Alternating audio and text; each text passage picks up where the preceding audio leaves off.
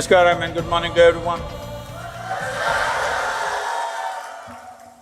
So this endeavor called Youth and Truth is going to last for some time. And it's our privilege that, and your privilege, that SRCC is the first institution where we are starting.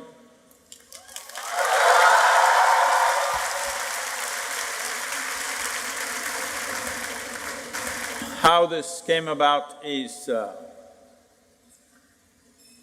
in these many years I've been with people, one constant question that keeps… or regret that keeps coming to me is, Sadhguru, where were you all these days? Why didn't we meet you when we were young?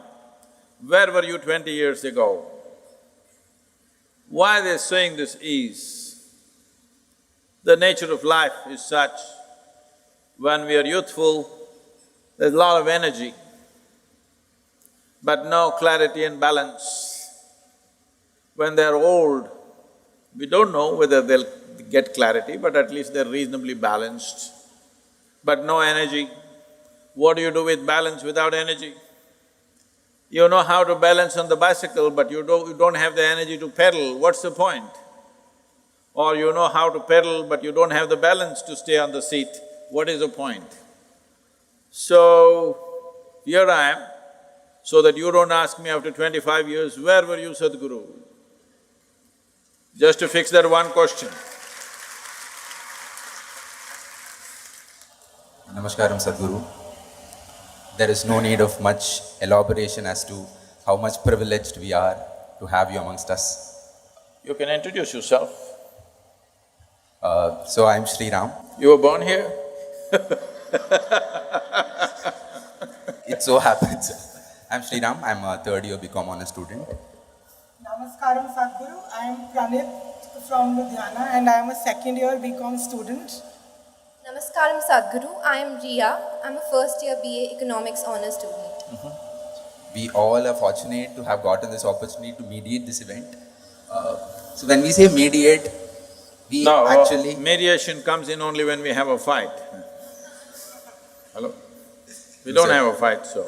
So, a lot of people had a lot of questions to ask. And we have tried our best, to kind of shortlist them and, put forward whatever is relevant. Sadhguru, all of us sitting in this hall have some goals. And as most of us are students, our goals are at the maximum level. We would like to know, we are very eager to know, when you were of our age, what was that thing which you wanted to become? What was your goal? Oh, this is beginning like an interrogation. Well,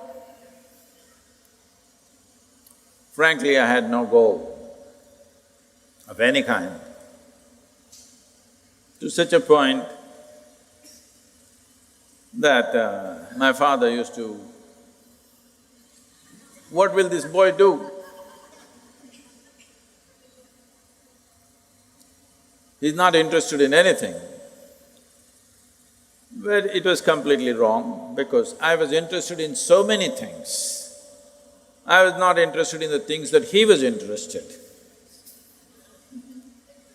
I was absolutely interested in many things. See, when we say goals, we must understand this. From where you are, if you set a goal for your life, you can only set a goal according to your present level of understanding and knowledge, isn't it? You think you have reached a point where you know everything in the universe? So if you set a goal, what kind of goal will you set? A very meager goal. And if you grow rapidly, you will be terribly disappointed with your own goal.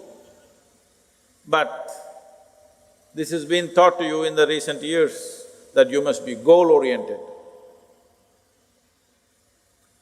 If you… let's say you want mangoes in your house. If you want mangoes, you don't have to think of mangoes. You have to think of soil, you have to think of manure, you have to think of water, You have to think of sunlight. None of them look or taste like mangoes. But if you take care of those things, mangoes will come. But suppose you have a strong desire for mango, but you did nothing about growing a mango tree in your home, you will want to steal it from him, if he has. Yes or no? So if you have goals, what you're calling as goals is just your desires.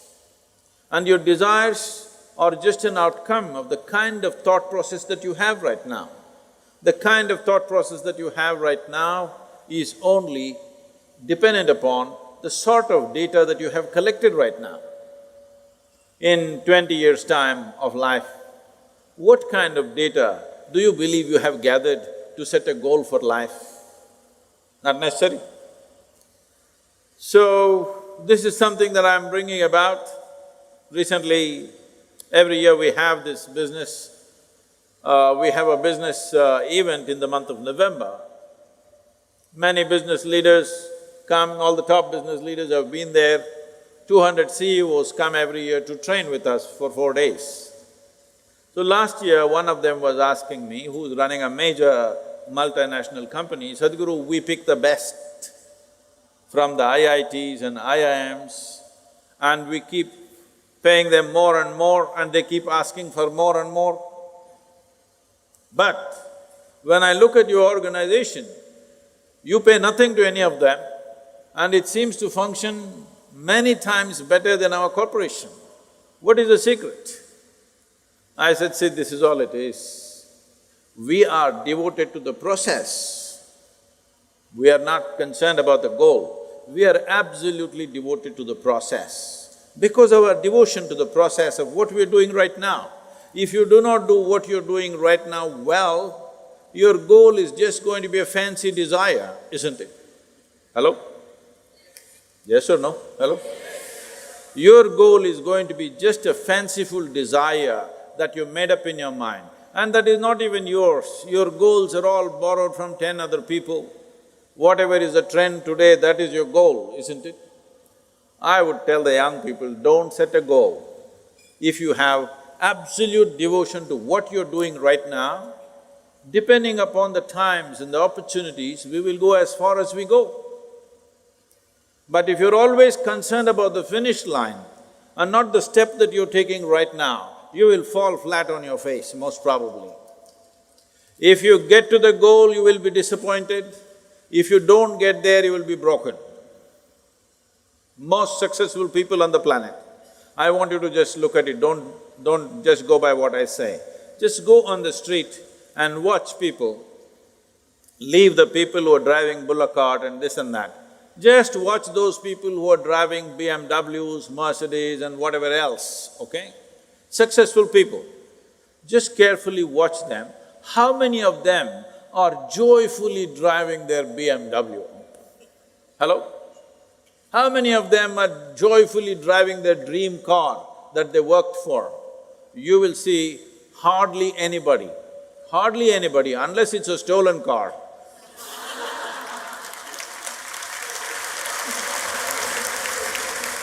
So, those who have gotten to their goals are disappointed. Those who could not get there are broken and frustrated. What's the point of a life like this? Your ability to do things is enhanced only when you're absolutely devoted to the process in which you're involved. I'm using the word devotion intentionally because people think devotion means going to the temple. You tell me, in any field, any arena of life, sport, art, music, politics, spirituality, name it, whatever you want, academics, has anybody reached any significant levels of achievement without being devoted to what they are doing? Hello? Has anybody reached mediocre things they have done? Only those who are absolutely devoted to what they are doing, they have done significant things on this planet, and that's what you must do.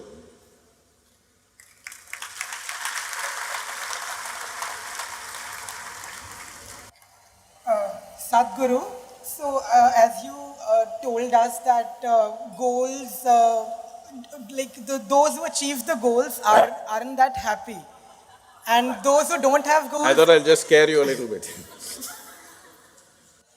and those who don't have goals are also not happy.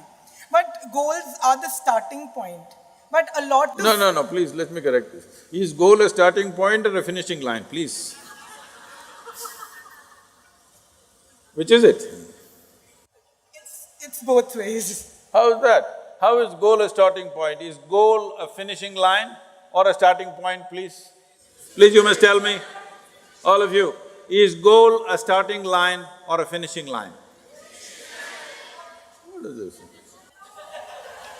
But if goal is something that motivates us to once we think of a goal in mind. You're coming to the point now. So, you have been trained like a circus monkey. You know, circus monkeys are like this. If you want them to do a trick, you have to give them a sweet.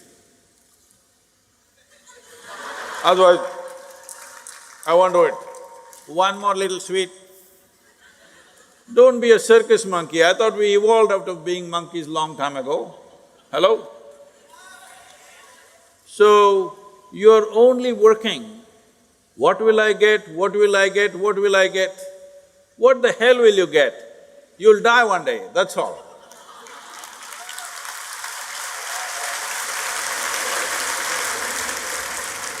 You think you're going to get something in the end? No, you're just going to die one day. The question is only how beautiful and significant and intense of a life that you lived, that's all there is. What will you get in the end? Goal is the end point, isn't it? What do you think you'll get at the end of your life? I want you to visit old age homes, hospices, where people are reaching the end of their life. Just look at them and see what do you think they've gotten? Nothing. Either they lived a profound life or they did not, that's all there is.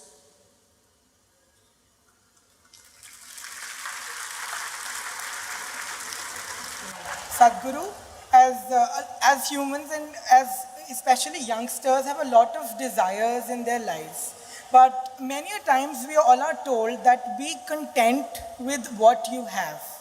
But it comes to my mind that if we are satisfied, won't that lead to an end to progress? Whoever told you about be content, I don't know. I don't know what kind of teachers you have met who told you be content. Well, the word contentment comes from the word containment. If you think containing your life is an answer, this is simply because you're just shit scared of life. That's all it is. See, if you step out into the world, something may happen to you. Possible? Possible? Hey, are we on talking terms or no? What's the problem here? If you step out of the house, something may happen. Anything may happen. Life may happen, death may happen, injury may happen, terrible things may happen, wonderful things may happen. Yes or no? So, one day something little terrible happened to you. So now, you come to your philosophy, don't step out of your house, something terrible may happen to you. Yes, it may happen. But something absolutely wonderful can happen to you. So if you contain yourself, you can avoid both. Essentially, you're trying to insulate yourself against life. People come to me and say, Sadhguru, please bless us, nothing should happen to us. I say, what kind of blessing is this? My blessing is let everything happen to you. Let everything that's life happen to you.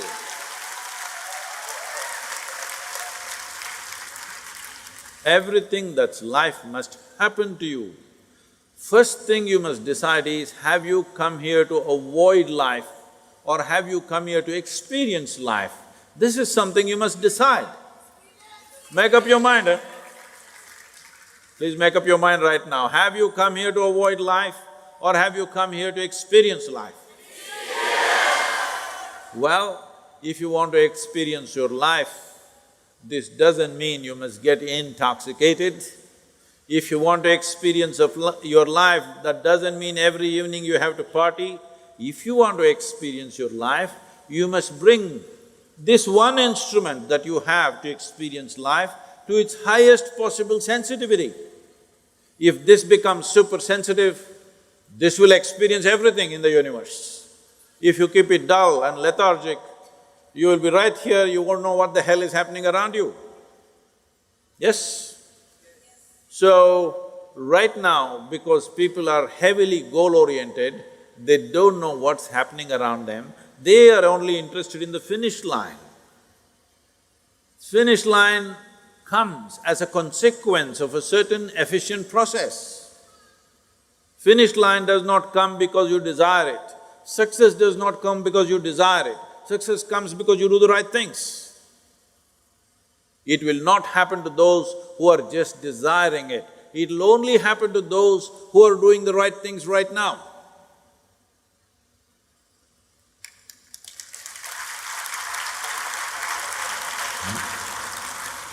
So, Sadhguru, you have always emphasized on how important clarity is in comparison to confidence or courage. But for people our generation, confidence is something that's at a different level. Even when my nerves were racking to be here on the stage Really? with you… Yes. Do I look so dangerous? No. No, you're safe, don't worry. I was only trying to scare him, not you. So each of my friends emphasized on how confident I should be. So do you think that overration of confidence has led to undermining the importance of clarity? Very much. See, confidence means this. Tell me, now the hall is reasonably well lit, if I ask you to walk from there to there, do you need confidence? No. Clarity. No. Do you need confidence? No. No. Why? Because you can see things clearly. If you turn off all the lights, make it pitch dark, if I ask you to walk from there to there, do you need confidence? No. You do. If I ask you to walk in total darkness on the street, don't you need confidence? Yeah. You do. Why? No clarity.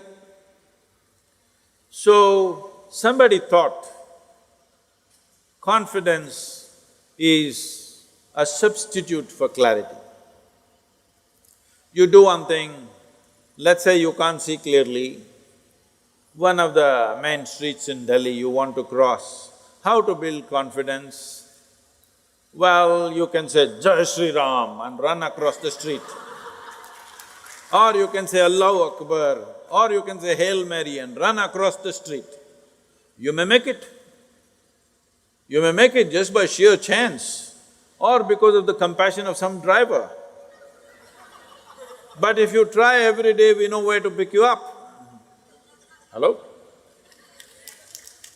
So I'm asking, is confidence really a substitute for clarity? The problem is like this, confidence means like this, you take a coin, flip it, heads I will do it, tails I'll not do it. There are a whole lot of people in the world who are doing this. The problem with the coin is, it has only two faces. The problem with life is, it has a million faces. So heads means I do it, tails means I don't do it. It looks like it solves your problem. But those who are right only 50% of the time in their life, there are only two professions left for them. They can either become a weather person, predicts weather, or you can become an astrologer. In any other profession, you're fired. In any other profession, if you're right only 50% of the time, you are fired, isn't it so? Hello? So, unfortunately, we think, see, it happens many times. If you just run across the street, you make it, that's the whole problem. There is an element of chance in life through which you can make it. But this is something young people must decide. do you want to build your life on chance or on your competence? This is something you must decide. Very important. You didn't say anything. Huh? On competence or chance? If you even make it by chance, suppose you're successful by chance, you're always insecure and fearful, isn't it? If you've made it by your competence, then it's a different matter. If this doesn't work, we'll do something else. If that doesn't work, we'll do something else, because we built a competence. But if you're living by chance, then if you make it, you're fearful, you will lose the position. If you don't make it, of course, you know the pain.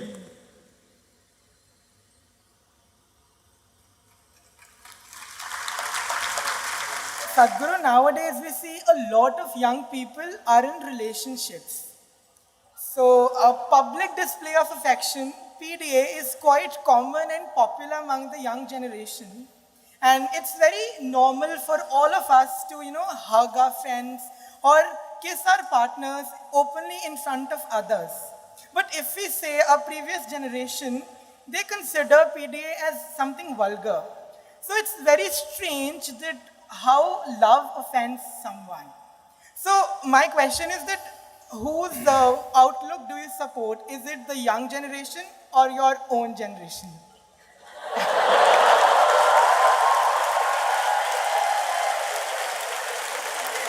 What makes you think you're younger than me, huh?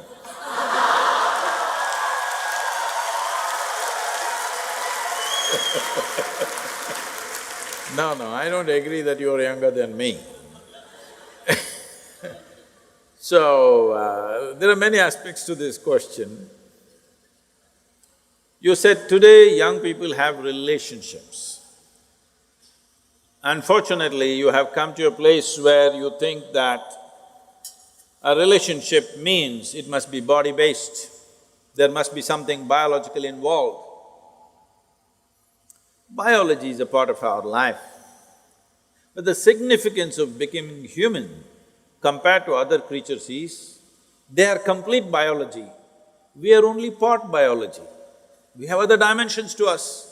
We have an intelligence, we have an emotion, we have a consciousness which is of another dimension. Biology is only one part of us. If an earthworm says, I have a relationship and both of them tangle each other, I understand. If when a human being says, I have a relationship, it could be a friend, it could be a brother, it could be a sister, it could be a variety of relationships and also body-based relationships.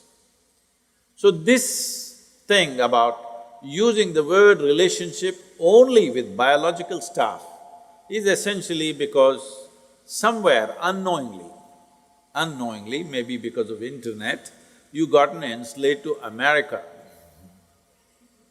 It all started in United States. Relationship means it has to be opposite sex or something sexual. Why can't you hold relationships of other kind? Hello? Are we not capable, I'm asking? Can't we have very intimate, profound relationships with people without fondling their bodies, I'm asking? Possible or no? Biology is not the most prominent aspect of being human. It is there. It's not something that you can, put it under the carpet. It is very much there, but it is not the dominant aspect of being human. With other creatures it is so, with a human being, the most significant aspect of who we are is our intelligence, our emotion, our consciousness. These are big things. Body is just one part of it. I am not saying you must ignore the body is there. Now when you say young people, you're talking about those people whose intelligence has been hijacked by hormones.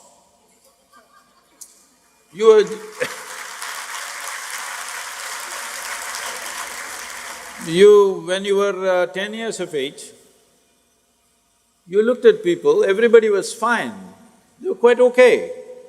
You became 14, 15, you looked at them, every little bump on their body suddenly became a world by itself. Yes or no? You have to wait for some more time.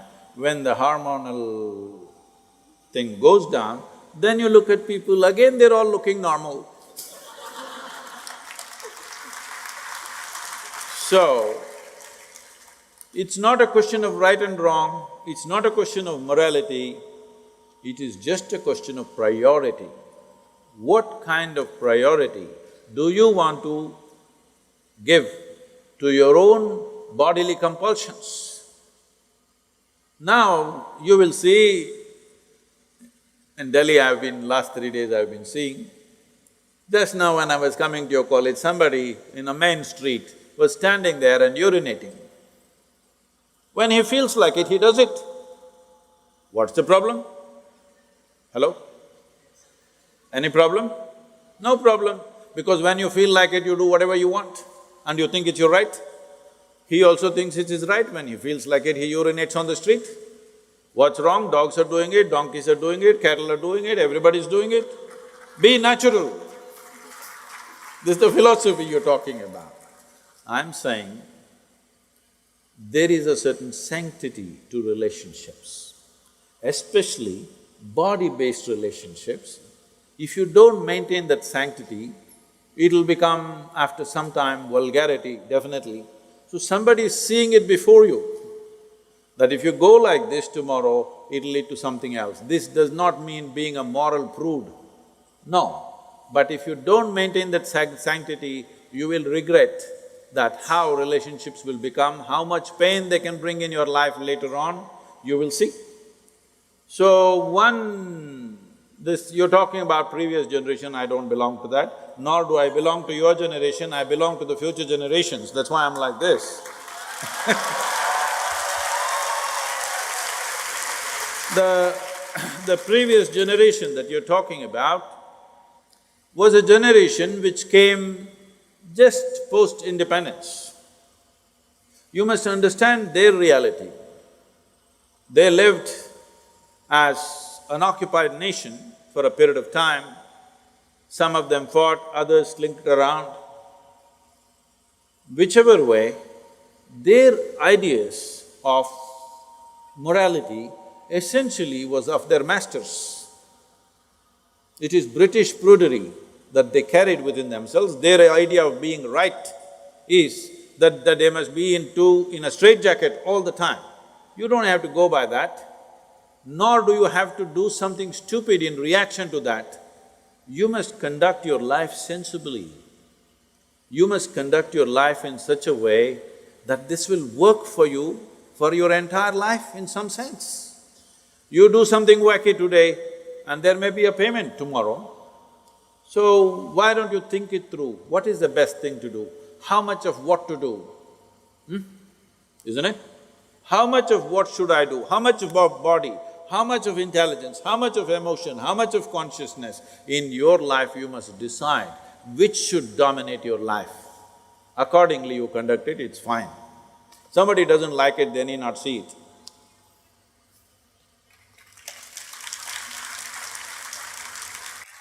Sadhguru, now I want to ask you something out of the context. So when we all sat for deciding on the questions which we want to ask, a girl came up with something very, very unique which she noticed in you, and we felt it is relevant.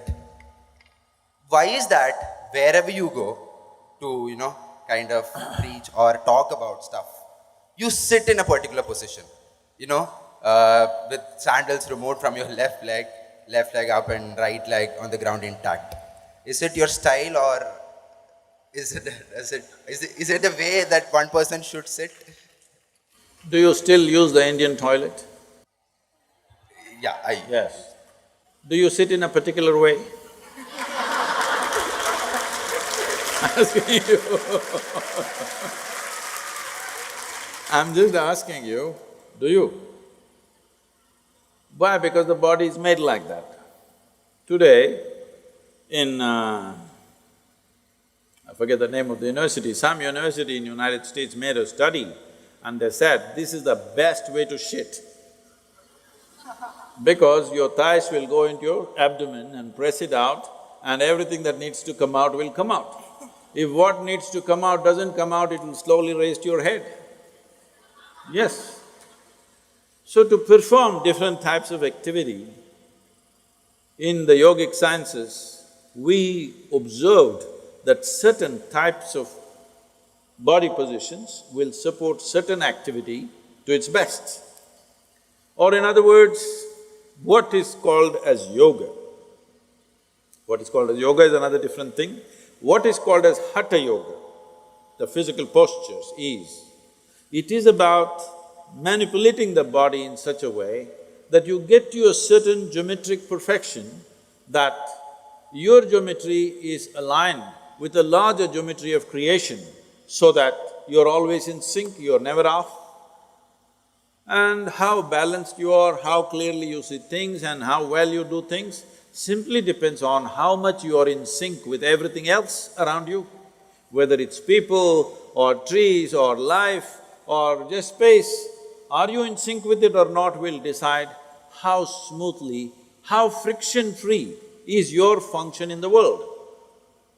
Now, I don't sit like this all the time, only when I speak.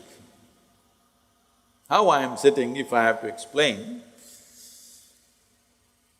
there is something called as Siddhasana. That means, there are many aspects to it. One simple aspect is the left heel.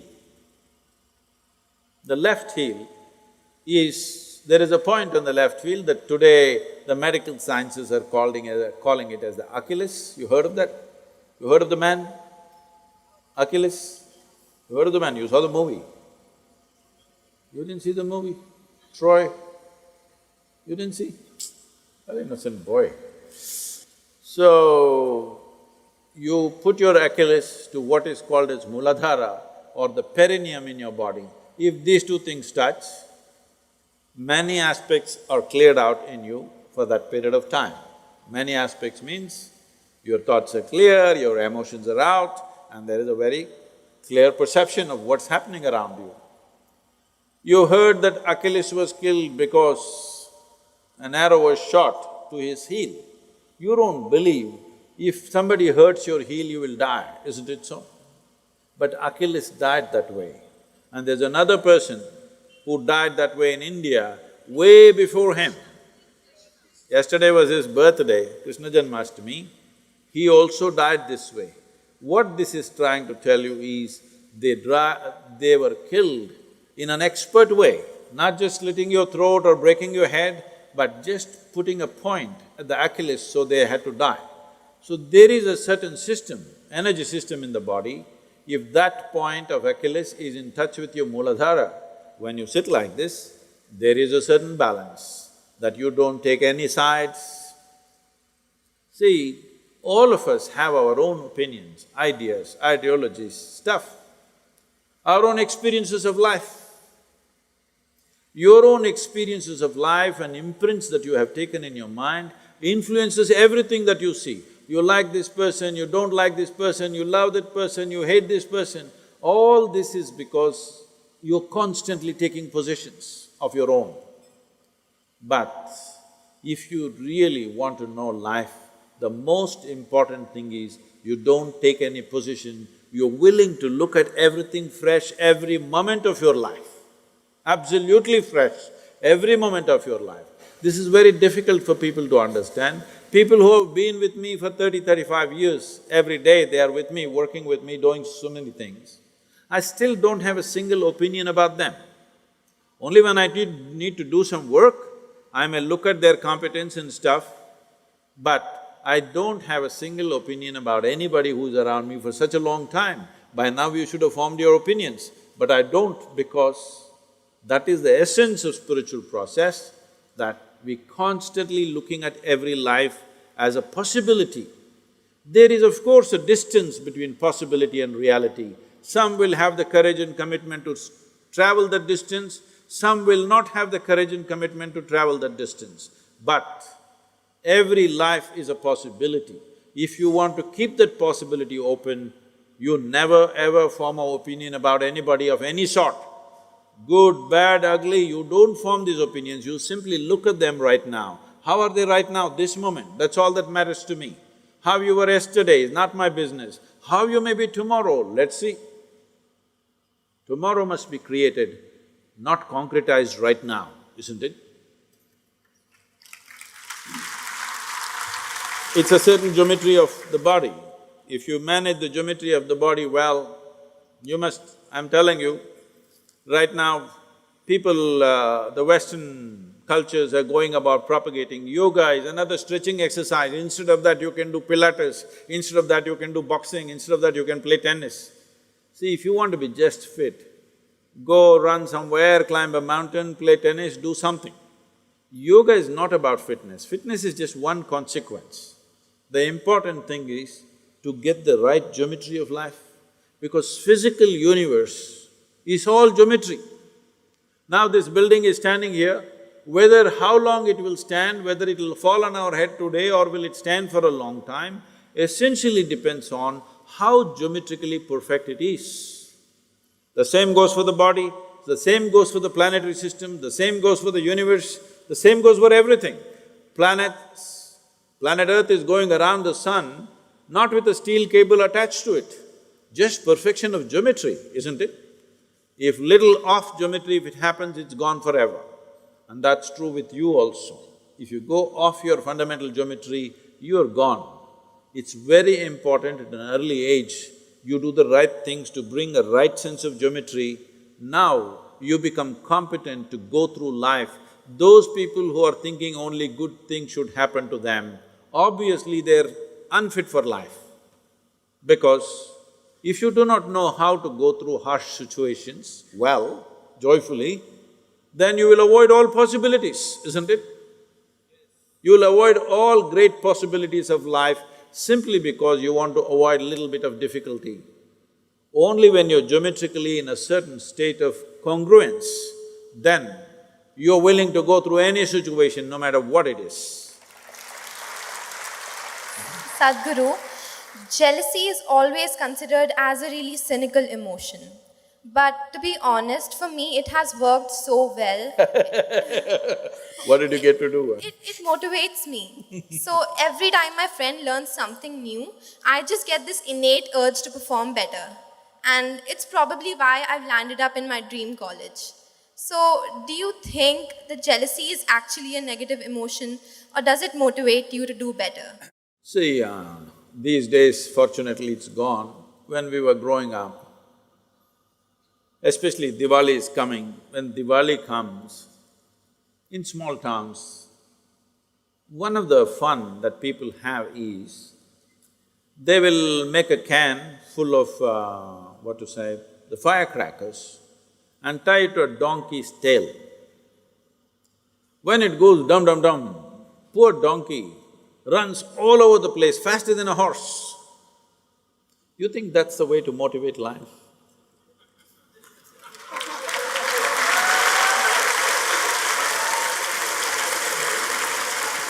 There are better and more intelligent ways of doing things. Well, when you feel like your tail is burning, you may run. People always use this thing, if a dog is chasing you, you will run really fastest. But Mr. Bolt, you know Mr. Bolt? He did not run because his tail is on fire.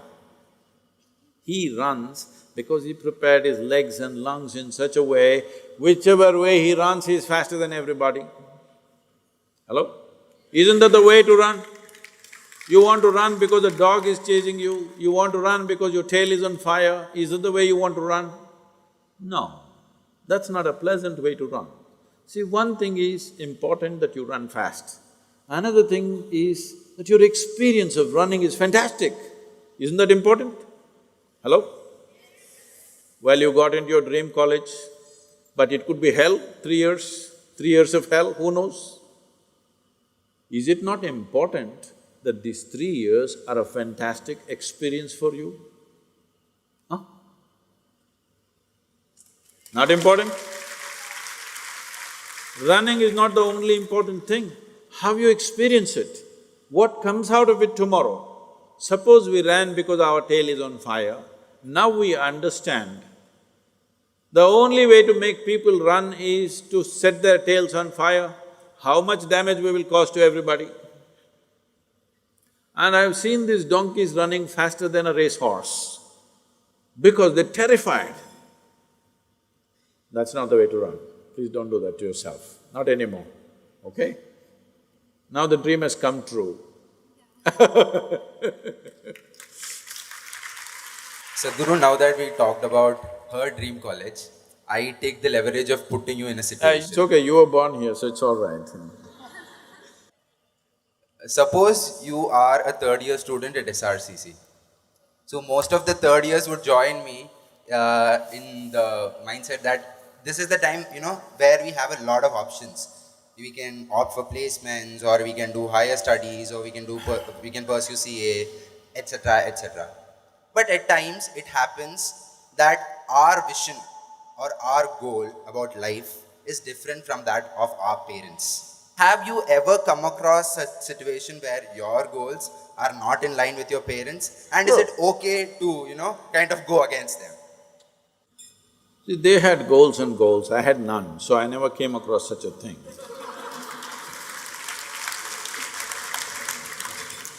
They had many goals. So, my father, being a physician, is a very good man, and academically, all his life he's been at the top. And he's a physician. In India, we have a malice that first thing is you become a doctor. If you cannot, you become an engineer. If you cannot, then only you end up in commerce. At least in the previous generation. When we are growing up, that is the thing.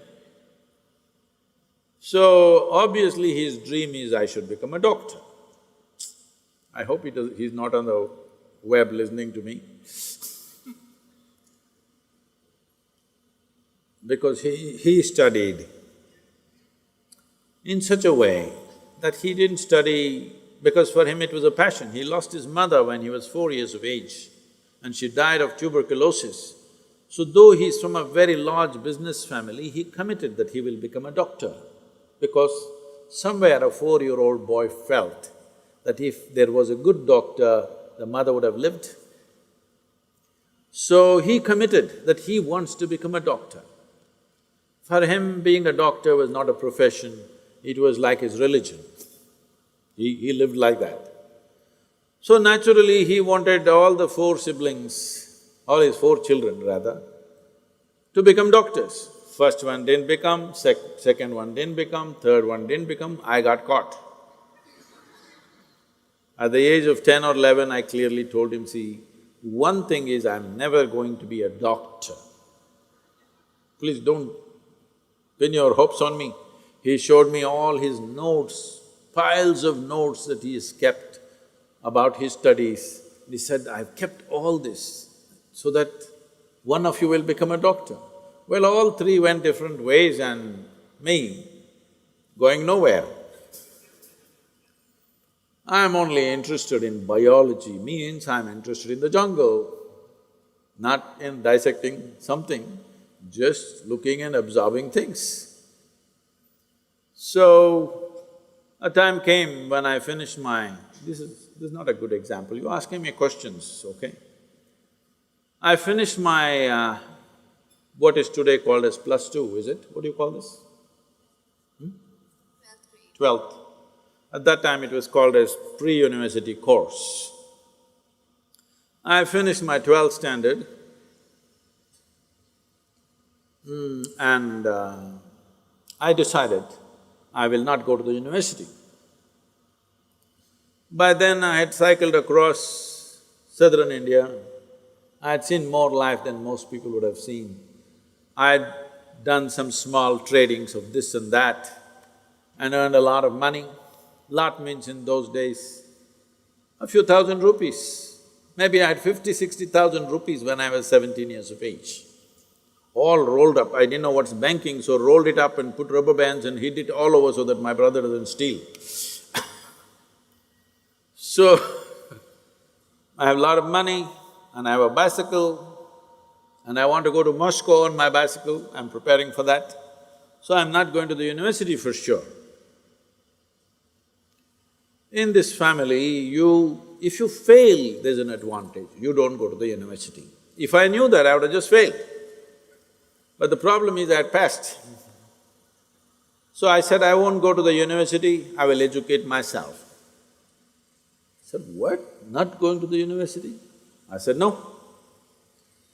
Then, once I said I'm not going to the university, suddenly I became such an evil in the family, everybody started looking at me, what is wrong with you? I said, well, I want to educate myself. How are you going to do it? I said, I think I'm doing it pretty well. But if you insist that I must read and study, then I decided that 1 year I did something very unique and uncharacteristic of me. That one whole year, just to handle the reaction I got, I couldn't understand, what are they reacting to? I don't want to go to the university, what is their problem? First of all, I never understood why I should go to the university. Nobody ever told me why I should go to the school. So I went to the Mysore University library every day. When the library opens at 9 o'clock, I was there, I was the first customer. When it closed at 8 o'clock, I was the last one to get out. Those days, these days, many of you are well-fed and like that. We were also well-fed, but our activity was such, the level of activity was such, I'm always hungry. I would actually eat at that time at least 10 times more than what I'm eating today, at least, or much more. So I'm always hungry, doesn't matter how much I eat, I'm always hungry because my activity levels are such. This 1 year, I went without a lunch. It's not a small thing for you, you can easily go without a lunch. But for me, who was scrawny and a concave stomach all the time, going without lunch for 1 year was like a big feat. I just read anything to anything. You know, from Kalidasa to Homer, to popular mechanics, to a whole many years of National Geographic and all kinds of books of physics, mathematics and astronomy, and you take whatever. 1 whole year, every day, 11 hours a day, I read and read and read. That's the only reading I did. After that, me and books don't go. Then after 1 year, I realized that just gathering all this information is just waste of time for me. And when the next academic year came, there was drama at home. My mother was crying and said, what are you wasting your life for? We thought you will become this, you will become that. I said, I don't know what I'll become, but she put so much pressure, just get into some college. Whether you go there or not, I will not ask, just get into some college. Then I thought through this and I said, okay, I'll do literature, English literature, because in this 1 year I had developed some appetite for reading literature and poetry. And I myself was writing many poems about just about anything. So I joined literature. I went to college. On first day, a teacher comes and reads a book. Everybody is writing down, kara kara, these days it doesn't make noise, those days fountain pens, kara kara kara kara, 50 people are writing kara kara. I don't like this. I said, see, I just looked into the teacher's book, then I saw it is a handwritten book, that it's her notes. I said, ma'am, if you give that book to me, I'll make photocopies of this and give it to everybody. You don't have to come, we don't have to come.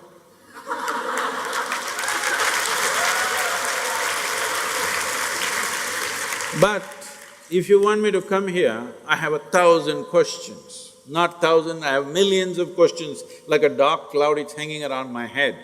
I'm going to ask these questions. If you cannot answer these questions, I cannot sit here. Then I made a deal with all the teachers that they give me attendance and I won't bother them with their questions. This deal worked pretty well for 3 years and I got out. Is this what my father wanted? Definitely not. Why I'm saying this to you is not to simply go against your parents, that's not the point. The point is, This life is precious. Now when you're talking about, what shall I do this, shall I do that, is it only about how to earn a living? You must get off that. This is not about… education is not about earning a living. When an earthworm can earn a living, a grasshopper can earn a living, every damn insect, bird and animal can earn a living, a street dog can earn a living, what is the big deal about survival with such a big brain? Survival is not the big thing about the human being. Survival has become a problem because you want to survive like somebody else, that's the whole problem. If you want to survive, there's not a problem. My father would ask, how will you make a living? How will you live? What will you earn? I said, if nobody wants to feed me, I'll go into the jungle. And I went into the jungle for weeks and survived very well by myself. Many times I went off into the forest and I just survived off the forest without any food support from anywhere else. So survival is not the issue. What are we going to do with this life? Are we going to take this life to full potential, or are we going to be those people who are just shit scared of life itself and what will happen to my food, what will happen to my food, what is this? When a street dog is not bothered, happily is wagging his tail and going tuk tuk tuk, what is your problem with such a big brain, I'm asking? You don't educate for survival, you educate because you want to expand your horizons. You want to make this life into a worthwhile life, that's what that matters.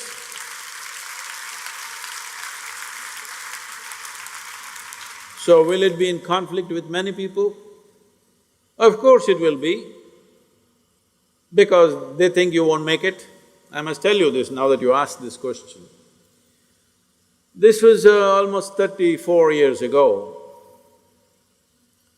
There was a person who was like a godfather to my wife at that time. She was still working in a bank. I was living on my motorcycle, traveling all over the place. I would teach here and there once in 3-4 months, but rest of the time I'm just riding, simply riding across the country for no purpose. So one day I came to Bangalore and I went to their home because of the entire night I've been riding. I went to their home and I wanted to shower and have some food and then go pick up my wife from the bank. Then I showered and ate well, and then this man sit in front of me and said, see, I know somebody in the Bangalore Development Authority, in this particular extension there are some house sites available, you must get yourself a house site. I said, what? Me buy a house site for what? I live on the motorcycle. Why will I buy a house site? He said, no, you're married, you can't be like this, you need to have a house someday. You must buy a house site. I said, don't you tell me this, that if I wanted to buy real estate, I wouldn't buy a house site, I will buy a town, okay? So that's not my interest at all. I'm not going to buy a house site, please don't try to push me. Thank you for the meal and the shower, but… Then he looked at me hopelessly and asked, how long will you go on like this? I said, as long as my marbles roll, that's about it. That's how long everybody goes about in their life. Then I went out and I didn't see… and I met him here and there. For about 18 years I had not met. In 2017 see, the problem is just this, people value something only because it's recognized by somebody, that means they're blind, isn't it? If you look at this, you must know this is light. You look at this and you don't know what it is, and I said, see, that is light. That means what? You're blind, isn't it? Yes or no? So after 18 years of no contact, he called me in 2017 because the government gave me this Padma Vibhushan. He called me and he said, I never thought your marbles will roll this far. Okay. So unfortunately, a whole lot of people can see light only when you say it is light, otherwise they can't see it. Don't go by such people, whoever they may be, doesn't matter who they are.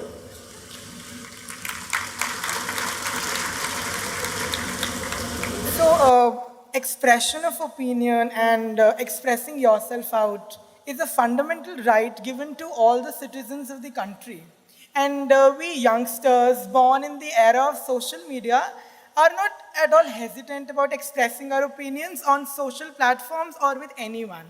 But there are times when, because of we expressing our opinion, we might hurt someone's sentiments or other people might get offended by what we say. So in such a situation, how a youngster should use the tool of social media and expresses his opinion so that in a very balanced way, so that no one is hurt. See, one important thing, I was also telling the Twitter people, and yesterday I think they tweeted about it because I spoke about it day before yesterday, is this. See, today, it's now 280 characters, not 140. In 280 characters, some of the world leaders are expressing the policy of the nation, all right? They're even setting foreign policy agenda of the nation, major nations, in 280 characters, Twitter. So I was telling these Twitter people, see, what you guys are missing, just for the numbers, you're missing something tremendous. Tomorrow, the entire world may set its agenda and policy on the Twitter. But that will not happen simply because for 7 billion people you have 15 billion accounts, because most of them are fake. People who don't have the courage to put their name out and say, oh, this is what I want to say, such people are slinks. This is not opinion, isn't it? This young people must do. You can say what you want, but you must have the courage to stand up and say, okay, this is what I will say. Not hide under the chair and say something loudly. What is the point of such a life? What is the point of such an existence? Is it not important that whatever you say, you are accountable for it? Hello? Is it not very important? All of you who are managing false fake Facebook accounts, Twitter accounts, take it away, put your name out there. This is me and this is what I say. You like it, you don't like it. If you don't like it, please tell me, I will look at it. Yes? If you don't like it, you explain to me why you don't like it, then I will consider. But you don't even want to put your name on it, but you want to express your opinion all over the world. No, you have no right to do such things just because you have technological tools, okay? I can't stand behind this board and shout something at you. If I want to say something, I must be able to say it to you, isn't it? Unless people are responsible. Without responsibility, you should not claim an authority over everybody's life. I don't have authority over your life to just say whatever I want about your life and what you do. If I want to say, I must take some responsibility for that, isn't it? If this is brought about, everybody can say what they want to say. Only thing is, you're talking about if it hurts somebody, see, let's understand this. Speech, communication. Speech is communication. Communication between who? Two people. Isn't it so? Two groups of people or two individuals or whatever. When I'm speaking to you, is it not important? Whatever I wish to say, I can say. Is it not important? I respect your position and I'm willing to listen to what you say and then I will say strongly whatever I want to say. I will say it very strongly, see, look at me. What I say, I will say it very strongly. But I am not even willing to listen to you, that is not acceptable. That is not at all acceptable. But right now, that is the instrument social media has given to people, that they can say what they want and they don't have to listen to anybody. If you say something, they will abuse you. Abuse is also language, isn't it so? Shall I use it right now on you? Do you want it? Do you want to be abused by anybody? So if you don't want to be abused by anybody, you must understand nobody else wants to be abused too. It's just that. Sadhguru, So you have built such a huge Adiyogi statue at your ashram, and whoever visits that place are in awe of that particular statue. So do you think nowadays, in the current scenario, things has to be done in a mass scale to get noticed? There's only one, how is it mass? There's only one statue, how is it a mass? But it's So huge. it is built in such huge form. The size. Yeah. See, what is big and small is according to people's perceptions. All the people in the yoga center, they say, Sadhguru, we should have made it little bigger, it's looking so small compared to the mountain behind. So what is small and big is always people's perception. But there is something called as visual impact. Of all the five sensory organs that you have, of seeing, hearing, smelling, tasting and touching, tell me if I tell you, suppose I'm going to take four of these away from you right now, which one would you like to keep? Just the nose or just the tongue? What would you like to keep? This is an option. Four you have to lose, one you can keep, which one will you keep? Everything is important. Everything is important, but you're going to lose four. You must learn to exercise those options because life is like that, it won't let you keep everything, some things you have to lose. So four you have to lose, which four will you want to lose and which one thing you want to keep?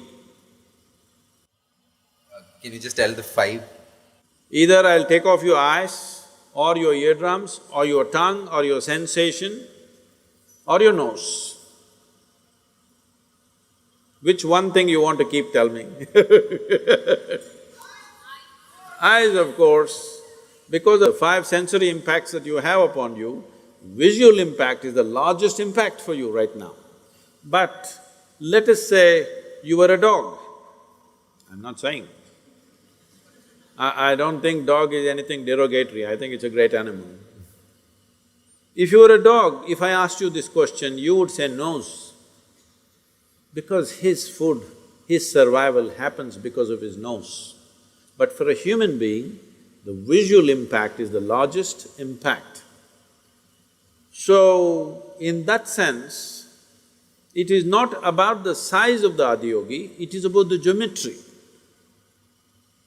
To get the geometry perfect in a small size is extremely difficult, extremely difficult. So we needed a certain amount of size to get the geometry easily in place. The geometry of Adiyogi, now that you ask this question, is to exude. See, when I say geometry of Adiyogi will exude something, is it true you went home today and your father was sitting in a certain way? Just by looking at his posture, you know whether he is angry or happy, unhappy, disturbed. Do you know or no? Yes. So, the geometry of Adiyogis, we wanted this to exude three aspects. One is exuberance of life, another is stillness of life, another is intoxication. I worked for 2.5 years to get this face right, many faces were made. Then we decided we need a certain size, and that size became over 80 feet. When it became over 80 feet, then we thought the number also has to have some significance. So we went for 112 feet because Adiyogi, when he propounded the ways, the different ways in which a human being can attain to their highest possibility, he gave 112 ways. So we made it 112 feet. It could have been 87 feet. But I thought if you're going 87, what is the problem? We'll get it to a place, a number that he likes. So it became 112 feet, but we wouldn't have been able to achieve the geometry of what we wanted in less than 80 to 90 feet, it wouldn't be possible. That's why it's 112 feet. So, Sadhguru, you are so reverend and you are so cherished. Do you ever get a superiority complex? Right now, yes.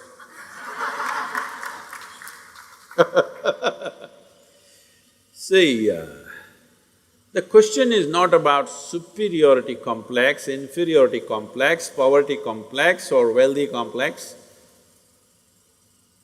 That you have a complex is a serious problem, isn't it? Whatever kind it is. What a complex means is, you have assumed something about yourself and you have concretized that assumption. In such a way, you make a bloody fool of yourself wherever you go. Do I look like that? Hello? Do I look like I'm making a bloody fool of myself with you? No. No. So, no complex of any kind. But then our confidence fluctuates every day. So what do you have to say about that? Because I don't have any confidence about anything. I just have clarity.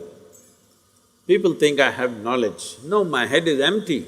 That's why to make it look little substantial, I have a turban. It's totally empty always.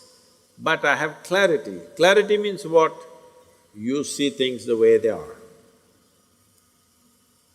Knowledge means what?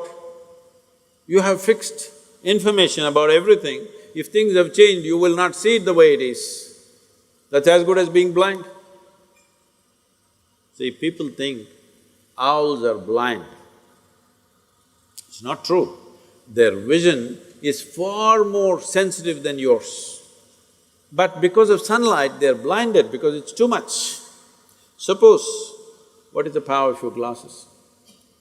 Around 3.4. 3. Let's say we will put 10. If you put 10, if you look at these lights, you'll feel dazzled. That's what is happening to an owl in the day. When light goes down, he sees very clearly. Not because he's blind, because his eyes are super sensitive. So, it's important that you bring clarity to your life, not knowledge, because knowledge is conclusions that you gather. Knowledge is okay when you're trying to do something physical, material in the world, but not with life. Is it true what you thought was absolute at the age of 12, today is not true? Yes or no? Are you sure that whatever you think is this is it right now, will be this is it in another 3 years' time? Of course not. You know that, so you know you're wrong. Yes or no? Yes. So you know anyway you're wrong, so why assert the wrong things? Well, right now we are wrong, at least let's manage with little more conscious. If you know you're wrong, you will walk carefully, isn't it? Hello?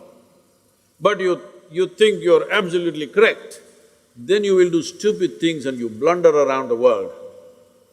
If you know you're not seeing properly, will you walk carefully or no? If I ask you to walk through a dark room, suppose we turn off all the lights and close it down, everything, pitch dark, if I ask you to walk, suddenly will you become super alert and conscious as to how you walk? But when the lights are on, you're just going unconsciously, bumping into everybody. So if you learn to walk every moment, like there are no lights and you're looking at everything absolutely carefully, then what you see clearly, you go through it, what you don't see clearly, you hesitate, some places you take a little bit of chance. But if you are just confident, you will blunder through life, we don't know where you will get in and what you will get trapped into. Most people are trapped into their professions, their family situations, their social situations in such a way, they all became like this.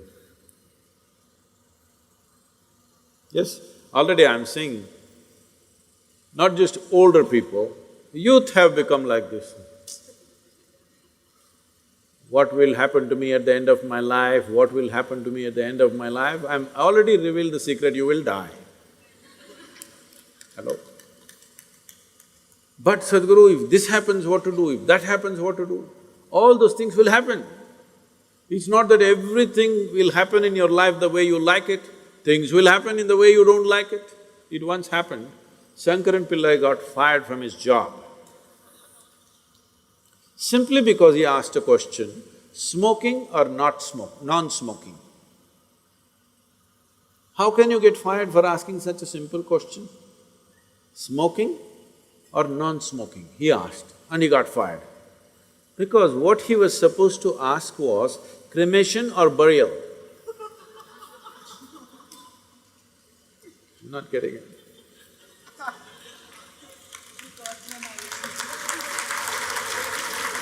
So, many times what you do, thinking I'm right, may be irrelevant to the situation in which you exist. So the most important aspect of your life is you're relevant, not right. You're just relevant. To the existing situation, you're relevant. I am right, I am right, I am right. This is confidence. You being right, nobody cares. All the idiots who think they're right, nobody wants to listen to them, nobody wants to be around them, isn't it? People who always think, I'm right, you want to be around them? No, the important thing is you're relevant to the situation in which you exist. If you have to bring relevance into your life, you must extinguish your confidence and bring clarity. To develop clarity, there are many systems. See, to develop your muscle, there are systems, isn't it? Similarly, to develop clarity, there are many systems. Unfortunately, our education system is dulling clarity in so many ways. Some of the research studies in the university shows that if a child goes to kindergarten and goes through 20 years of education, I'm sorry, I'm saying this is an educational institution, 20 years of education and comes out, let's say, with a PhD, they are saying 70% of their intelligence is irrevocably destroyed. So you have a knowledgeable idiot. What do you do with this?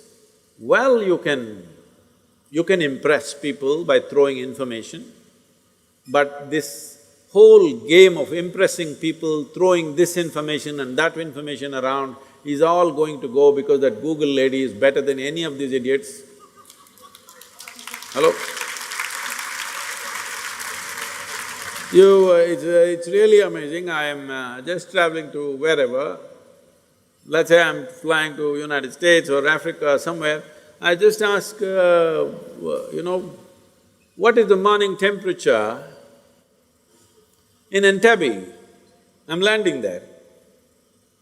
Without batting an eyelid, in 2 seconds, she tells me it's 14 degrees centigrade and by afternoon it's 18 degrees centigrade, by evening it's again 12 degrees centigrade.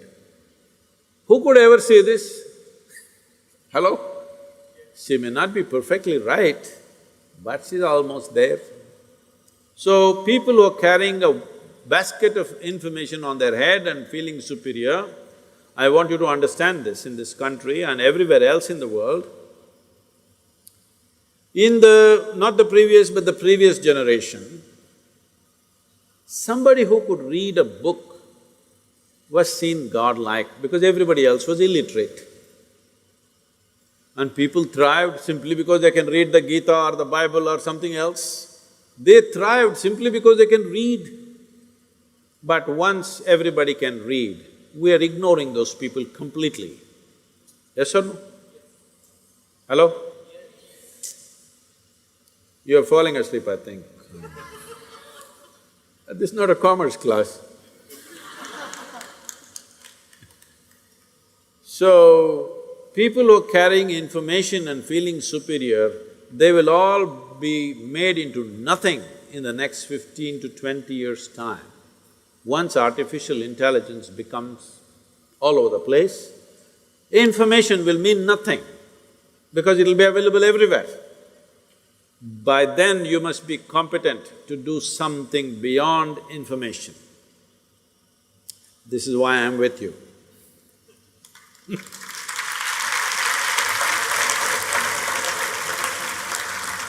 Alright, so now before we open the session for our audience to ask you questions, we have some really popular questions from various social media platforms. Wow. Now… So the people who could not join here, so they have sent us the questions through various social media platforms, and the first question, I'll read it out. Sadhguru, you mentioned that you Who is this? Anonymous person or… I will not answer anonymous questions. They must at least say, this is my name. didn't have their names. Okay, okay. So, but we'll definitely get back to you. I with the believe you names. made up the question and it's okay. No, that's what I'll assume, because you're not telling me the name. Please. Sadhguru, you mentioned that you can do 14 different activities at a given moment. So, we all are very curious to know how can we achieve such prowess over both body and mind? Oh, whoever said this, I didn't say anything like that. Anyway, do you have a liver Yes, I do. functioning? Yes. Do you know how many levels of activity it's doing right now? What the liver is doing is far more complex than what your brains are doing right now. Do you know this? Yes or no? A brainless liver, if it can do so many things, a brained Pranit or whatever, Pranit, how many things? No, I was only talking about not activity per se. Yes, activity is also possible. So you must understand this. On a round planet which is spinning right now, hello? Is it? Are you on a round planet? Spinning? Most people don't understand this unless, they get sozzled out with something or they get some ailment that either a few drops more or a few drops less between the years. Suddenly you see, planet is round. Do you know how complex an activity it is for a human being to walk at a certain latitude on a round planet which is spinning and which has magnetic forces working upon you all the time? It's an extremely complex process. You ask a child who is, let's say, 1 year of age, he knows how complex it is. Have you seen? But the moment you learn to walk, you assume that it's nothing, walking is nothing, and you're sick of walking, you want to drive a car, you want to ride a motorcycle. But walking is such a complex process, not 14. 1,000 different functions, your knees and your brains and the fluids in your body, all of them are doing all the time. If only you could conduct these things consciously, you would be doing 1,000 things. Anyway, you're doing it. But if you could conduct this consciously, you would do 1,000 things at a time, isn't it? So I was only talking about different channels of mind, which you don't have to actually conduct, you just have to initiate and leave. It will go on. For you to think about your neighborhood girl, do you have to initiate action every time? No. If she's pretty, I'm saying. Once you look at her, it just goes on by itself, isn't it? Why? Because you're drawn to it. If you're drawn to 10 different things at the same time, mind is capable of creating 10 different channels and keep it running. So, there is an entire process. Right now, I think one Jain monk, somebody, a 16, 17-year-old boy, you heard of him, he's in the newspapers? Yes, Sadhguru. How many things can he do? Anyway, there are people in small towns in Tamil Nadu who are called Shatavadanis. That means they can do 100 things at the same time. A complex mathematical problem, a sensation, a music, some raga, this, that, 100 things at the same time, because that is how complex human mind is. This complexity you can use either to drive yourself crazy with unbridled thought and emotion, or if you harness it, it can do things that nobody has imagined possible. It can do things in a miraculous way. You can manifest things in a phenomenal way if the necessary training goes. See, is it not very clear to you? If somebody is walking there, if you just look at them, how they're walking, you can make out whether they're physically fit or not. Yes or no? Body has been worked upon, you can see it or no, just by the walk. Similarly, whether the mind has been worked upon or not, whether your energies have been worked upon or not, is something that's visible. Most people may not see, but if you pay attention, you will see. Right now, most human beings, the problem is we gave you a super computer. The most sophisticated machine on this planet is this human mechanism, isn't it so? I'm asking you, have you read the user's manual? Hello? No. When you're going to read it, on the last day? When I see this ridiculous stuff, people reading Gita when people are dying, I say, you're reading the user's manual on the last day, what's the point? If you buy a phone, should you read the user's manual in the first 3 days or after 3 years when you want to get rid of the phone? Huh? You must read it in the first 3 days. So I'm not asking you to read a scripture. Well, this is a living scripture. Should you not become competent to read this scripture, understand what is the nature of this, what is the full potential of it and explore this? Because this life is not about this or that. This life is about this. Yes or no? There is no choice about this. It is just that you can enslave this life to something else and think it's about that. But actually it's about this, isn't it so? Are you okay with this? You think right now your life is about education. No, your life is about this. You want this one educated, you want this one to do well, you want this one to experience love, you want this one to experience pleasure, you want this one to do all this. All the other things are only attendant things. This is the real thing, isn't it? So if this is the real thing, does this deserve some amount of attention? Some amount of attention means not standing in front of the mirror and attending to your skin endlessly. Should you not pay attention to every dimension of what this human being is made of? What makes this life tick? And how? If you understand what makes it tick, you can make it roar. If you make it roar, why 14 things, you can do many more.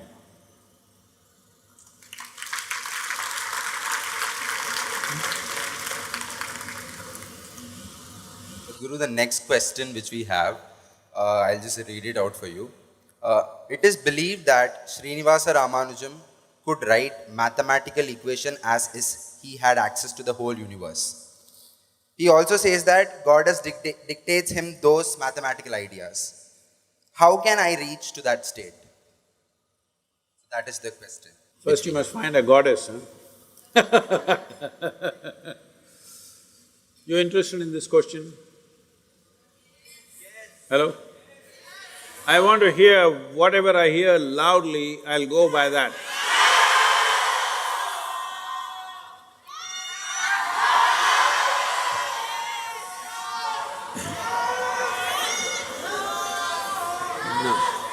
No. No's coming late, yes came strong.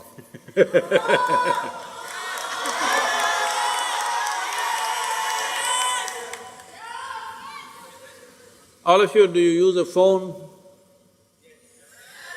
Why? Why do you use a phone? Why did we first of all make a telephone? Because we can speak. If we had no ability to speak, would we manufacture a microphone, a telephone, any of these things? Hello? Why did we come up with a bicycle? Because we can walk, but we wanted to walk faster, so we ran. We ran and we knew there's a limit. We wanted to go faster than that, so we came up with a bicycle. Suppose we were made like a tree, rooted to one place, would we have invented a bicycle? No. So a telephone, a telescope, a microscope, bicycle, automobiles, airplanes, everything what? What faculties we already have, we want to enhance that. We have not come up with any machine for which we had no faculty and suddenly we came up with something, because we don't even know what those things are. Yes? The faculties that we do not have, we have no way to perceive that whether it exists or it doesn't exist. Only faculties that we have, we are trying to take it far. So in this effort, we came up with many machines. All machines here are only enhancing our existing faculties. They have not come up with any absolutely new faculty. In the same context, right from ancient times in this culture, we came up with machines not made of material, not made of mechanical process, but an energetic process. What does a machine with an energetic process mean? See, suppose somebody is dead. You seen any dead people? Hello? Where did you see? I never saw. You saw dead people or dead bodies? Ah. Dead body means what? Let us say no accident happened, no murder happened, no nothing happened, or let's say somebody just suffocated and died. If somebody suffocated and died, heart is in the right, heart is doing well, maybe not beating but it's fit, liver, kidney, dam, everything is all okay. Only thing is, the person is not alive. All the mechanical parts are okay. Only thing is, that life energy is missing. So this is also an energy machine on one level, isn't it so? Yes or no? This is also an energy machine, on top of it we put mechanical parts to it. Even if all the mechanical parts are intact, if there is no energy, this will not function. So from looking deep inside, we understood we could create an energetic machine without mechanical parts, because if mechanical parts come, they need a certain level of maintenance and servicing and works. But if you just create an energy machine, it will simply function day and night. Suppose your motorcycle or your car or whatever you use, let's say your phone was just an energy machine without mechanical parts. See, it's happening. From such a big phone, it's slowly becoming smaller, smaller. With less and less mechanical parts, it's becoming more and more efficient. Why do you think? Slowly it is moving towards a space where it is becoming more energetic than mechanical, isn't it so? Do you remember old James Bond movies? Such a big phone. It was looking like a just born baby. But today, it's become this much, as they're expecting in another probably 10-15 years, your phone can be just imprinted on your hand. Simply like this, you can speak. Or you don't even have to do this. If you simply do that, it will say what you wanted to say. So from being mechanical, now we are going towards energy-based machine. From a huge earth mover to a computer, this is the big difference, that it's more energetic and less mechanical. So we created energy machines, which in this culture we called as deities, or the English word is deity.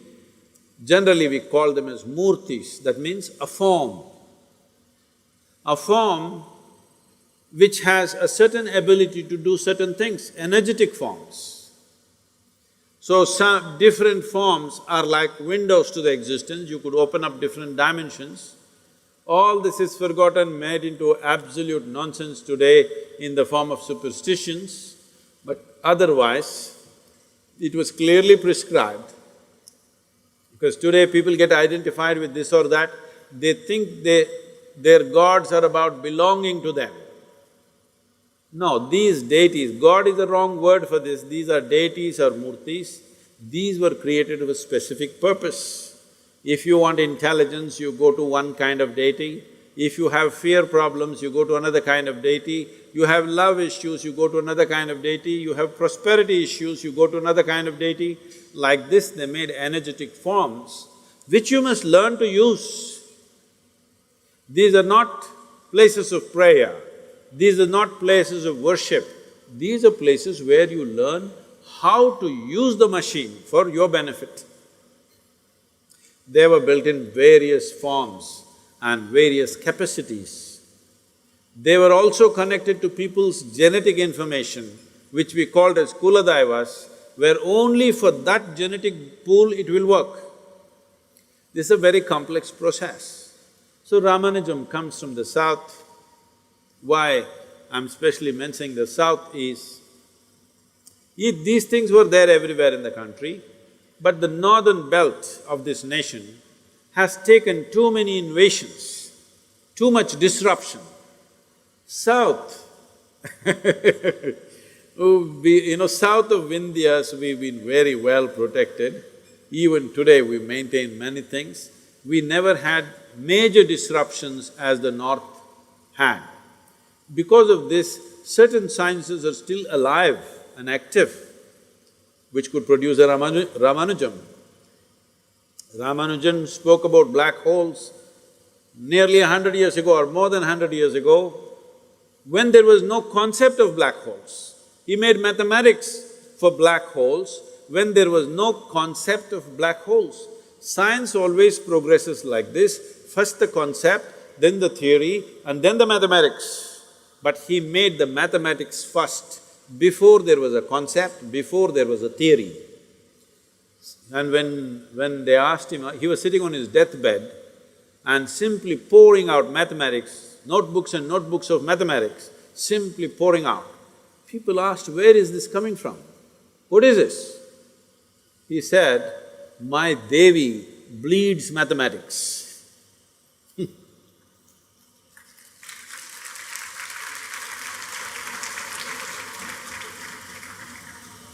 So now we open the floor to the audience for asking the questions. And first we'll have questions from this side of the floor. Namaskaram, Sadhguru. How come you got a better microphone than me, huh?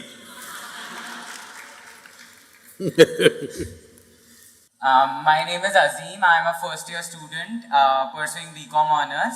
So basically we all know that at this age we get into a relationship, then we broke up. So there was one of my friend recently who broke up, and he was like, he asked me to give him some advice on how to move on and how to cope up with things. So being of the same age, I cannot advise him because I don't know how to move on. So my question is that how to move on after that situation.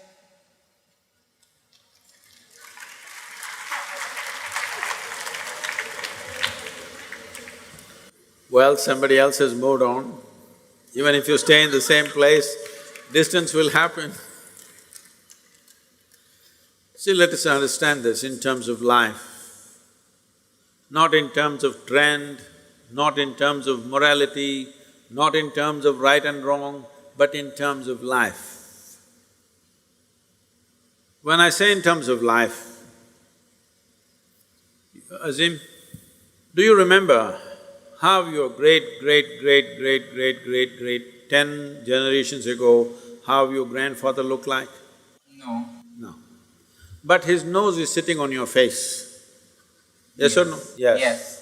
So is it true that your body has a tremendous amount of memory? Yes. This memory is on many different levels. There is an evolutionary memory, there is a genetic memory, there is a karmic memory, there are conscious levels of memory and unconscious levels of memories, articulate and inarticulate levels of memories. But if your great-grandfather's nose has to sit on your face, obviously your body is carrying a very complex mechanism of memory, isn't it? Yes. So this body, if it is capable of such a complex sense of memory, you think it is not gathering memory with whatever you touch and feel and relate with? You think so or no? Yes. It does. So it is gathering an enormous amount of memory. This is how you know. See, how to go up the steps, how to go down the steps, it looks very simple, but it's not simple, it's very complex. Your body has to remember, otherwise it cannot go up and go down so simply. Well, today the sports people are talking about muscle memory, building memory into their system so that the sport can be executed at a certain level of efficiency. So this is not only for sport, this is not only for specific activity. Every day you are imbibing so much memory, and this memory, if there is a certain kind of congruence to this memory, if there's a certain kind of cohesiveness to this memory will become productive. If there is a certain sense of chaos to this memory, if there is a certain level of chaos to this memory, then you may know everything, but this memory will work against you because it's contradictory and conflicting within itself. When you say a relationship and when your friend asks you this question, the question itself is coming because it matters, isn't it? Yes. If you didn't matter, you could have just forgotten about it and gone on like old pair of shoes. But it matters because you invested your thought, your emotion and maybe even your body. Once you've invested these three things, there is a profound sense of memory about that. If you create a lot of contradictory memory in your system, you will see life will tell later that you will have everything but you feel like you have nothing because it's confused and it's joyless, it doesn't have exuberance. It's very important young people understand the mechanism of what you have been given. If this was just a lump of flesh, you could have done whatever the hell you want with it, but this is a very sophisticated machine. If you treat it sensitively, it can do things in a phenomenal way, otherwise it'll do mediocre things. Suppose I gave you, let's say you know nothing about computers, I gave you, let's say, Apple Air. Have you seen this model? Yeah. Very thin and sharp. I gave you this, but you don't know what it is. You took it home and started chopping cucumbers. It works very well. It works very well. But isn't it a tragedy that you're using a computer to chop cucumber? Nothing wrong with a cucumber, but something definitely wrong with you, isn't it? Yes. Hello? Yes. Something very fundamentally wrong with you when you do not understand the significance of what you have on your hands. All significant things will go waste. So, before not just other human beings, I'm saying before you touch, involve yourself in anything, you must see what is the level of involvement you wish. You must see where do you want to take this. You must also see what are the different impacts it'll have upon you, whether this will work well for this life or work against this life. You must consider. Otherwise, you will become a loose life. Loose, I'm not using the word loose in terms of morality, I'm just talking about loose in terms of not able to fulfill the direction in which you wish to go in your life. Bringing some integrity to this, intellectual integrity, emotional integrity and physical integrity to your life is very, very important. Well, beyond that, if something goes wrong, you just have to understand when you came alone, when you were born, you came alone, and when you die, you will go alone. Thank you so much.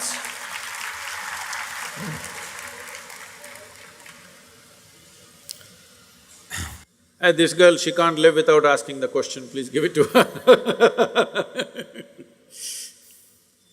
Namaskaram. I am Shraddha Sadhguru. My question is, I am pursuing science, and when I talk about yoga and doing Shambhavi in my college, people kind of look down upon me, saying, "You are a science student, how can you talk about these things?" How can you live sensibly? And so in my first year, I used to feel very bad about it, but then I just left it. Now I have a question as to why there is such resistance in the youth about our own sciences. I mean, Indian sciences have been established by a deep understanding of everything. Why is there a resistance?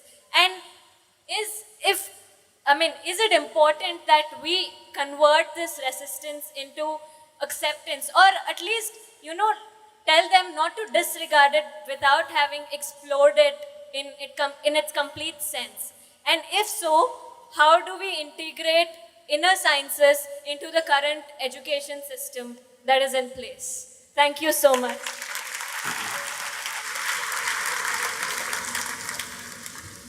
See,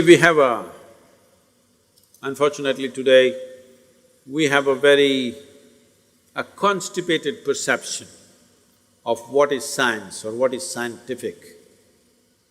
Essentially, the way the science or the scientific process is defined is, something is considered as a science if there is a systematic approach to it, and the approach should be repeatable, and the approach should work not just for me, should work for many people, then it is considered a science. So science is fundamentally physics, but there are other sciences which have evolved out of it. Biological studies are there, psychological studies are there, social sciences are there. So anything which has a systematic approach and is applicable not just to one person but to a larger number of people becomes a science or a scientific approach. In that sense, there is no science which is a larger application except physics. There is no other science, or even physics. There is no other science which is as largely applicable as yogic sciences. It is just that the yoga that people have heard about today is a rebound from the American coast. So they think yoga means wearing Lulu pants and going around, it's a kind of a fashion. No, yoga means this. I want you to listen to this carefully because this is not something that you can explore in a casual atmosphere like this. Yoga literally means union. What does union mean? The very body that you carry right now. One day somebody is going to bury you or burn you, smoking or non-smoking, we will do it. Yes or no? Either we do this or that. Will you become part of the earth? Hello? How come now you're not part of it, I'm asking? Even now you're part of it, isn't it? You're just a small outcrop of this earth. Only because you were given the ability to be mobile, you lost your sense. You thought you were a world by yourself. If you were stuck like a tree, I'm sure you would have understood you're part of the earth, isn't it? Just because the planet gave you the freedom to move, how stupid we became. It's not just with body, it is so with the entire universe. It is not just with the physical form, so with every aspect of you. So yoga means union. What it means by saying union is, it is a science of how to obliterate the boundaries of your individuality so that you become a much larger life than what you are right now. Either you can live here as a constipated life. When I say a constipated life, constipation means it happens little by little. That's constipation. Hello? Right now for most people, life is happening little by little. You ask them, what are the great moments in their life? They say, when I passed my examination, I felt great, then I was miserable, then I found a job, I felt great, but then all the people made me miserable. Then I got married, it was really wonderful, then my mother-in-law came and she did it. She didn't come, she was there before your husband. She was there all the time, she was there before you and before your men. But like this it goes on, they will count 5 things where they had great moments in their life. This is a constipated life. That every moment of your life is not an exuberant outburst of life, it is once in a way something happens to you. Constipated or no? No, you must say yes or no. Do you want to live a constipated life? If you have to live an exuberant life, the boundaries of individuality have to go to whatever extent. Only then you capture a larger amount of life and you have a larger experience of life, a higher level of exuberance than what you normally see around you. Have you blown soap bubbles when you were at least young? When you were young? Did you blow? Ah. Did you blow soap bubbles? At least when you were children? So you got only this much big bubble, but somebody else got that big bubble. Same soap, but somebody blows this big bubble, yours is only this much. Why do you think? Hello? You also have a lung full of air, you also have soap, but one person gets this big bubble, another person gets this big bubble. Why do you think it happens? Because if you want to expand boundaries, what is important is not the desire. What is important is you need to capture that much air in that limited possibility. Then it becomes this big. Similarly, this one. See, my body and your body are different. This is me, that is you. Till we bury, we don't understand, it's all the same earth. But right now, this is my body, that is your body, 100% clear. This is my mind and that's your mind, 100% clear. This can't be that can't be this. But there is no such thing as my life and your life. There is just life. How much life you capture determines the scope and scale of your life. Not how much information you capture, how much life you capture will determine the scope and scale of your life. So if this has to happen, you have to breach the concretized boundaries of your individuality and push it. When the boundaries are dissolved, then we say you are in yoga. If one experiences the dissolution, then we refer to that person as a yogi. Well, how far each individual is going to go is subject to various realities. But at least, should you not make an effort, a scientific and focused effort as to how to breach these boundaries of individuality which we ourselves created? Hello? All your boundaries are created by you, isn't it? You create the boundary and you suffer the boundary. What kind of life is that? If nature created the boundary and you're suffering that, that's understandable. You create your own boundary because of self-preservation. In pursuit of self-preservation, you build walls. These walls of self-preservation will become walls of self-imprisonment. If you don't want that, you need yoga. Oh, should I twist? Should I turn? Should I stand on my head? No, yoga does not mean twisting, turning. You can breathe and do yoga, you can walk and do yoga, you can talk and do yoga, you can read and do yoga, you can sleep and do yoga, you can stand and do yoga, you can do yoga in whichever way. There is no specific activity, it's a certain dimension. What is the dimension? Unfortunately, once it goes to United States, they will reduce it into a specific activity and Lululemon pants you have to wear. Otherwise, no yoga. People keep asking me, even yesterday somebody asked me, Sadhguru, how many hours of yogasanas do you do? I said, 20 seconds. What? Only 20 seconds? Yes. Actually, it's true. I do only 20 seconds of sadhana every day. I wake up in the morning, if I sit up, just 20 seconds, I'm done. Then I don't do yoga rest of the day?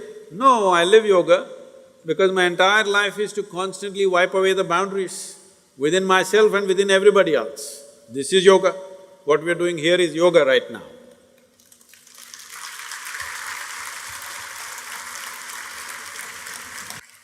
We'll be taking 2 more questions. So hello sir, myself Shudipto Das.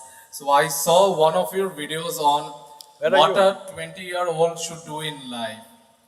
There you asked us to take a few days off uninfluenced by anybody and think what is needed the most for the universe. But also you added to keep aside the compulsions, to keep aside the things that are coming due to our immediate compulsions. So suppose my immediate compulsions are food, shelter, and like to get self-sufficiency. So how do I keep them aside and do something as important as, say, gender equality? Oh, what is that? What do you do about gender equality? If you don't do anything, the girls will prove they're equal. No, I feel that there should be gender equality, and in this stage of the world, such situation is not present. No, what I'm saying is, you don't have to do anything about gender equality. If you don't mess with the girls, they will prove they're equal.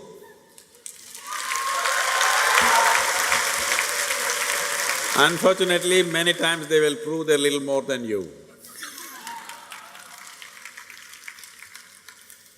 No, I don't know how these two things are linked, but you're talking about what I said, that before you take major steps in your life, you must move to a place where you're not influenced by your peers, by your elders, by your parents, by your teachers. Spend some time upon yourself. What is it that I want to do with this life? This life. Do not understand life as job, food, profession, this, that nonsense. This is life, isn't it? Hello?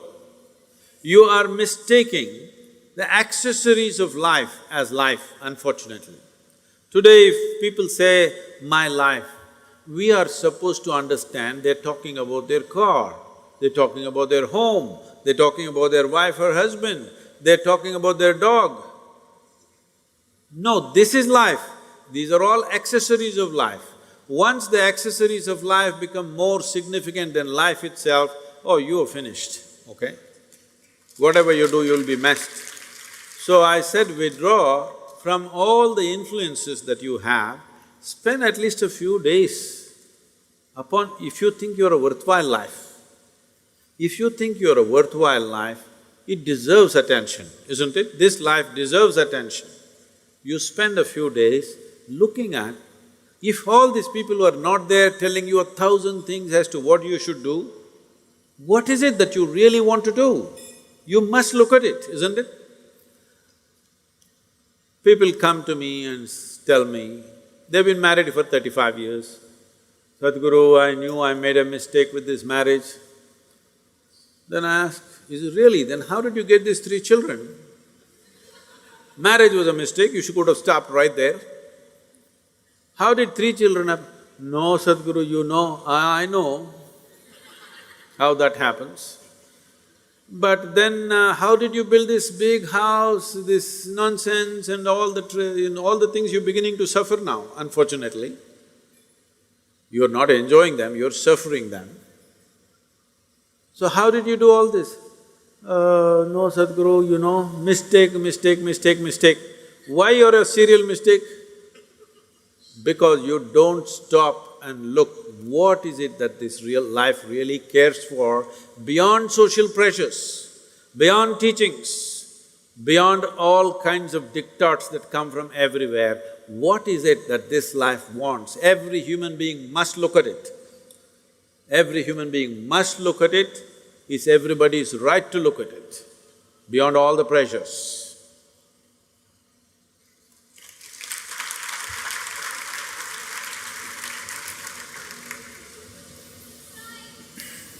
Someone please, that's it. This will be the last question for the day. Namaskaram Sadhguru. I'm Lavanya. I'm studying economics honors first year. I'm from Hyderabad. Despite being surrounded by so many people, we still lack that feeling of belonging to somebody, being accepted by somebody, being loved by somebody. How should we deal with that discontent and loneliness? ఏమండి హైదరాబాద్ నుంచి వచ్చి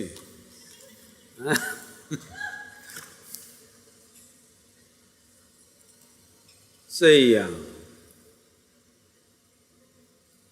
you must understand this. Right now in these 2 hours, you're speaking two different tongues. On one level, many questions are aimed towards, how can I be free from this and that?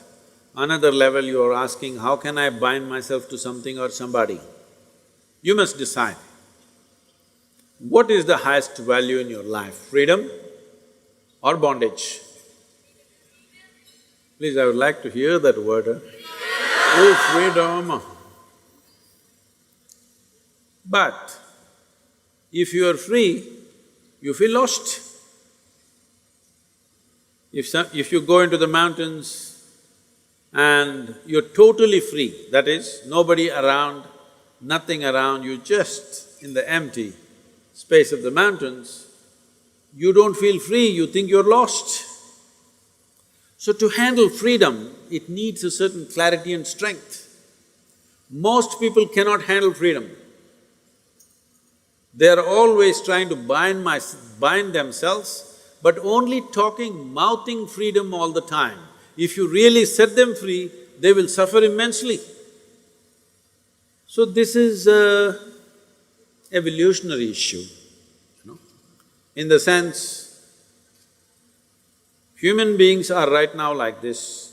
A caged bird, if you keep a bird caged for a long period of time and then one day you took off the door of the cage, still the bird won't fly. From inside it'll protest that it's not free, but it'll not fly. Human condition is just that. For all other creatures, nature has drawn two lines within which they have to live and die, and that's what they do. But only for human beings, there's only bottom line, there's no top line, and that's what they're suffering. If their life was also fixed, like every other creature's life, they wouldn't be stressed, they wouldn't be anxious, they wouldn't be struggling how to handle their own intelligence. And that is what you're seeking unknowingly. You may seek it in the form of relationships, you may seek it in the form of profession, you may seek it in the form of nationality, ethnicity, community, God, heaven, hell. All you're trying to do is draw an artificial line which does not exist. Because freedom needs courage. Freedom needs a certain madness. If you're very sane, you cannot be free because you will go between the two lines of logic. To be free, it takes a lot of strength. That if you… First of all, what needs to happen if you want to be free is, do you understand that all human experience has a chemical basis to it? Hello? What you call as joy is one kind of chemistry, misery is another kind of chemistry, stress is one kind of chemistry, anxiety another kind of chemistry, agony one kind of chemistry, ecstasy another kind of chemistry. At least ecstasy, you know it's another kind of chemistry. I hear. So, your experience of life has a chemical basis to it. This is the most superficial way of looking at it. There are other dimensions to it, but for your understanding. Or in other words, what you call as myself right now, you're a chemical soup. The question is only, are you a great soup or a lousy soup? Yes or no? Right now, if you have a chemistry of blissfulness, if you close your eyes, it's fantastic, if you open your eyes, it's fantastic, if somebody is here, it's fantastic, nobody is here, it's very fantastic. Yes or no? But you have a lousy chemistry. If you look at them, if they smile at you, it's nice, not fantastic. If they look at you like this, suddenly it's a problem. If these people are happening just the way you want, your chemistry is reasonably balanced. If they do something that you don't like, boom, it goes somewhere else. So essentially, you have not looked at this mechanism, what is the basis of this, how it functions, how I can make it function at its highest level. Right now, let's say you're really blissed out like me. Do you care who is around, who is not around? If they're around, it's fantastic. They're gone. Fantastic. Because your experience of life is no more determined by what you have and what you don't have, whether it's people or things or food or this or that, it is not determined by that. Once your way of being is not determined by anything outside of you, then there is no such thing as loneliness. But you will enjoy your aloneness because whether you like it or you don't like it, at this young age, it's a little difficult to understand this, whether you like it or you don't like it, within this body you're always alone, isn't it? Whether you do interaction or intercourse or whatever, still you're alone in this body, yes or no? Hello? If you don't learn how to handle this aloneness, you have not learned anything about life. This is the most beautiful thing.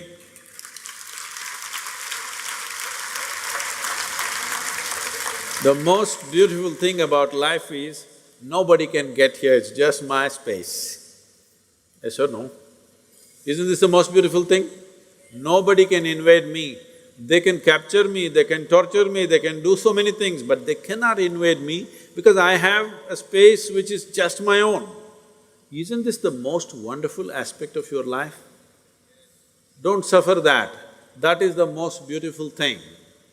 Oh, but you want to pine little romantically and enjoy that, what? What are those songs, popular songs? Pining for somebody. Without you, I cannot exist. Most of the songs are that way now. Sing one song, no? Older ones, older I'm ones. horrible at singing. Huh? I'm horrible at Just singing. tell me the words, I will sing. हम तेरे बिना रह नहीं सकते, तेरे बिना क्या वजूद मेरा। You saying it to me? Okay, I got it. Sriram is a singer. Sriram, that song, what is he saying? हम तेरे बिन अब रह नहीं सकते, तेरे बिना क्या वजूद मेरा। See, all the boys must learn songs like this, otherwise you can't floor the girls. But the girls should understand, the guy has a need and he's doing this, it's not really true, but let's enjoy the game right now. Because what we do is just a certain… it's a certain game, life is, because it comes to an end. But the important thing is, how are you within yourself? If you are here in such a way that you are only driven by your needs, you will live a very meager life. But if you can sit here without any need, but you will do whatever is needed, then you will live a magnificent life. It's my wish and my blessing. Every one of you must have a fantastic life. Make it happen for yourself.